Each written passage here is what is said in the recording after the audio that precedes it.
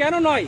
আপনারা দেশটাকে ধ্বংসের দিকে নিয়ে যাচ্ছেন। এভাবেই সেনা সদস্যদের সঙ্গে তর্কে জড়িয়ে পড়েন ঢাকা ১৭ আসনের জামায়াতে ইসলামীর প্রার্থী ডক্টর শ.ম. খালিদুজ্জামান।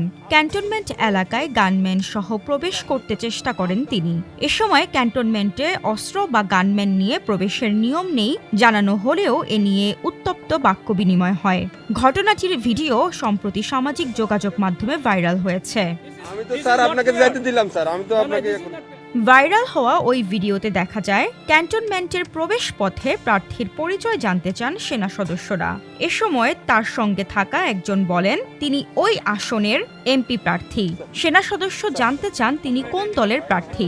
জবাবে বলা হয় জামায়াতে ইসলামীর। উনি হলো এই আসনের এমপি ক্যান্ডিডেট, ঠিক আছে? কোন দলের স্যার? এরপর সেনা সদস্য নিরাপত্তার স্বার্থে অস্ত্র নিয়ে প্রবেশের বিধিনিষেধের কথা বললে ডক্টর খালিদুজ্জামান ক্ষুব্ধ প্রতিক্রিয়া জানান। ভিডিওতে তাকে বলতে শোনা যায়, আপনারা তো গান নিয়ে বসে আছেন, তারেক জিয়াকে সুবিধা দিচ্ছেন, আমরা কেন যেতে পারবো না?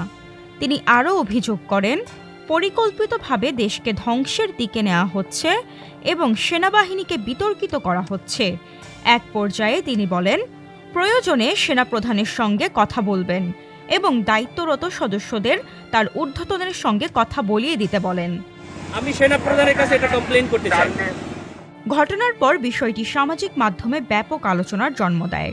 পরে নিজের ভেরিফাইড ফেসবুক পেজে দেওয়া এক স্ট্যাটাসে ডক্টর খালিদুজ্জামান ঘটনাকে ভুল বুঝাবুঝি বলে উল্লেখ করেন।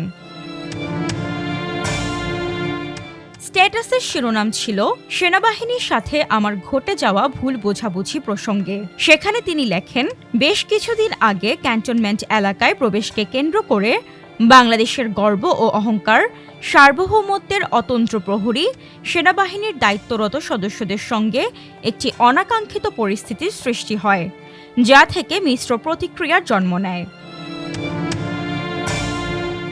তিনি আরও দাবি করেন বিষয়টি ইতিমধ্যে সমাধান হয়েছে, তবে একটি স্বার্থান্বেষী মহল সমাধান হওয়া ইস্যুকে ভিন্ন খাতে প্রবাহিত করার চেষ্টা করছে বলেও অভিযোগ করেন তিনি।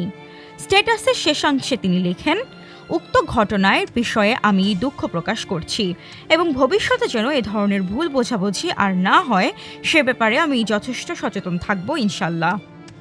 ডক্টর শ.ম. খালিদুজ্জামান পেশায় একজন বন্ধ্যাত্ব রোগ বিশেষজ্ঞ ও এমব্রায়োলজিস্ট। তিনি টেস্ট টিউব বেবি ও পুরুষ বন্ধ্যাত্ব চিকিৎসায় কাজের জন্য পরিচিত। বর্তমানে তিনি বাংলাদেশ ফার্টিলিটি হাসপাতাল লিমিটেডের চেয়ারম্যান ও কনসালটেন্ট হিসেবে দায়িত্বরত আছেন। আসন্ন জাতীয় সংসদ নির্বাচনে তিনি ঢাকা ১৭ আসনে প্রতিদ্বন্দ্বিতা করছেন। ডেস্ক রিপোর্ট, আজকের পত্রিকা।